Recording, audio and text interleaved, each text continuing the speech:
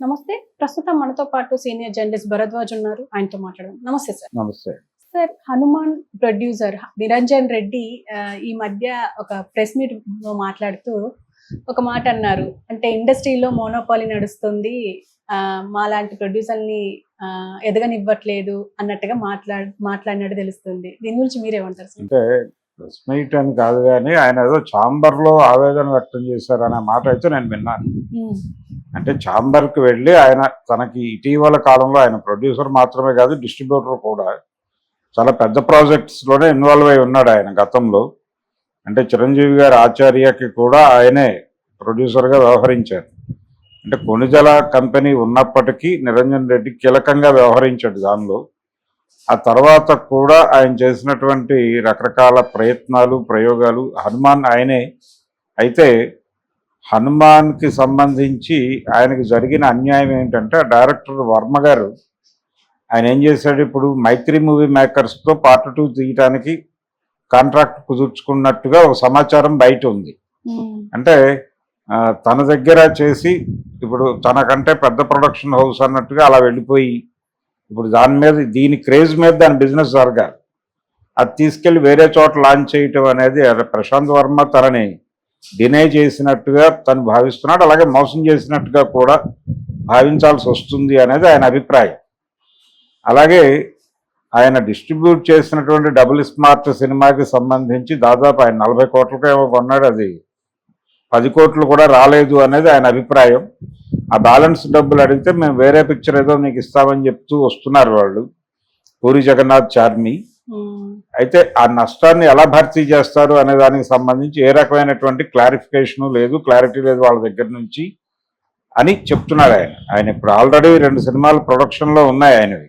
నిరంజన్ రెడ్డి గారు సాయిధరం తేజ్తో ఏటిగట్ట అవతల అన్న టైటిల్తో ఏదో సినిమా ఒకటి చేస్తున్నాడు. దాంతోపాటు కిచ్చా సుదీప్తో ఒక సినిమా బిల్లారంగా భాష అని ఒక సినిమా చేస్తున్నాడు.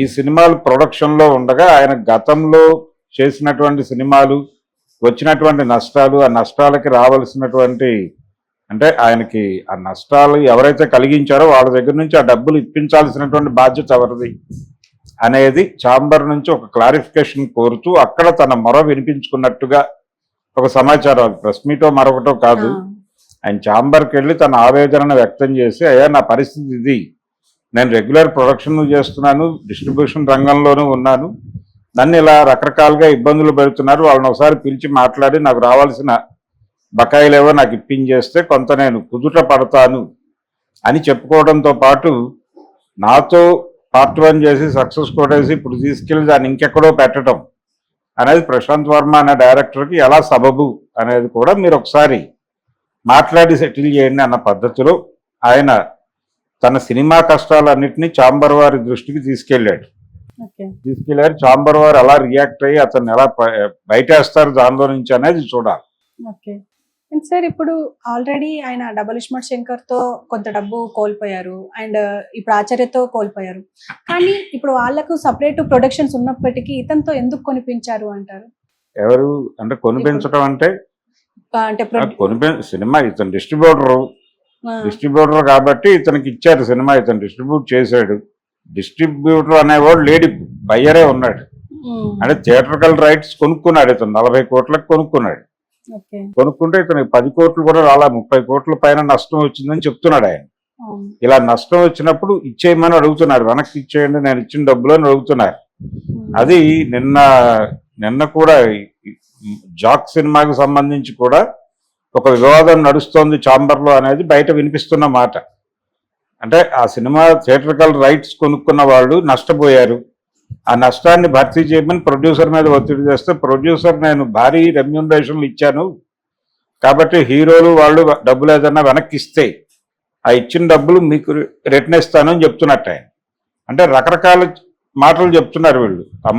వ్యాపారం అయిపోయిన తర్వాత ఓటీటీ డబ్బులు వచ్చినప్పుడు ఇస్తాము అని చెప్తున్నారు. ఆ ఓటీటీ డబ్బులు ఎప్పుడు వస్తాయో అవి ఎవరికి తెలియదు, వాళ్ళకే వెళ్ళిపోతాయి ఆ డబ్బులు. అవి వచ్చాయనే విషయం కూడా వాళ్ళు ఎవరికి చెప్పరు. డబుల్ స్మార్ట్ విషయంలో జరిగింది అది.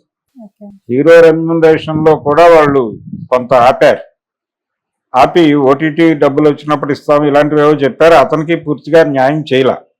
ఈవెన్ విజయ్ దేవరకొండ కూడా నష్టపోయాడు ఆ ప్రాజెక్టులో పర్సనల్ గా. కానీ పూరి జగన్నాథ్ అండ్ చార్మి అయితే నష్టపోలేదు అనేది నాకున్న సమాచారం. వాళ్ళు ప్రాఫిటబుల్ గానే ఉన్నారు. ఇప్పుడు విజయ్ సేతుపతితో సినిమా చేస్తున్నారు. అది కూడా ఒక సెటైరికల్ మూవీగా చేస్తున్నారు దాన్ని. అది వర్కౌట్ అయిపోతే ఇప్పుడు ఆ కష్టాల్లో నుంచి బయటకు వచ్చేయాలని ప్రయత్నంలో ఉన్నారు వాళ్ళు. అయితే ఈ డబుల్ స్మార్ట్కి సంబంధించిన నష్టాలు భర్తీ చేయడానికి వాళ్ళు చెప్పిన కారణం ఏంటి, మేము తర్వాత చేసే సినిమాలు ఇస్తాము అని. అంటే ఇప్పుడు మేబీ ఈ సినిమా ఇస్తే ఇవ్వచ్చు, ఇప్పుడు చేస్తున్నటువంటి సినిమా విజయ్ సేతుపతితో చేస్తున్న సినిమా ఇస్తే ఇవ్వచ్చు, అదేవైనా ఎక్కువ లాభాలు తీసుకొస్తే బయటపడతాడు. అంటే ఇప్పుడు ఈయన పరిస్థితి ఇట్లుంది అని అంటే మిగతా ప్రొడ్యూసర్స్ ఉన్నారు, ఇప్పుడు దిల్ రాజు కావచ్చు, సురేష్ బాబు కావచ్చు, అల్లు అరవింద్ కావచ్చు, వీళ్ళకి నష్టాలు వస్తే ఎలా ఉంటుంది? ఎవరైనా సినిమా అంటే ఇప్పుడు ఎవరు కూడా పెద్ద ప్రొడక్షన్ హౌసెస్ ఎవరు సినిమాలు తీయటం లేదు సీరియస్ గా. వాళ్ళు ఎవరో ఔత్సాహికులు తీసినటువంటి సినిమాలు బాగుంటే తీసుకుని వాళ్ళ పేరేసి రిలీజ్ చేస్తున్నారు. ఇది జరుగుతోంది. అలాగే ఈ రిలీజ్ చేయటం, ఒకవేళ వాళ్ళు పెద్ద హీరోల డేట్స్ దొరికితే వాళ్ళు సినిమా చేస్తున్నారు. ఆ చేసిన సినిమాకి ఇలాంటి వాళ్ళందరూ వెళ్ళి థియేట్రికల్ రైట్స్ కొనుక్కుంటున్నారు. ఇప్పుడు theatrical rights, OTT rights, digital rights, అలాగే satellite rights, up country satellite rights, ఇలా 100 రకాలుగా సినిమాని అమ్ముతున్నారు. ఈ అమ్మకాలలో థియేట్రికల్ రైట్స్ అనేది ఒకటి.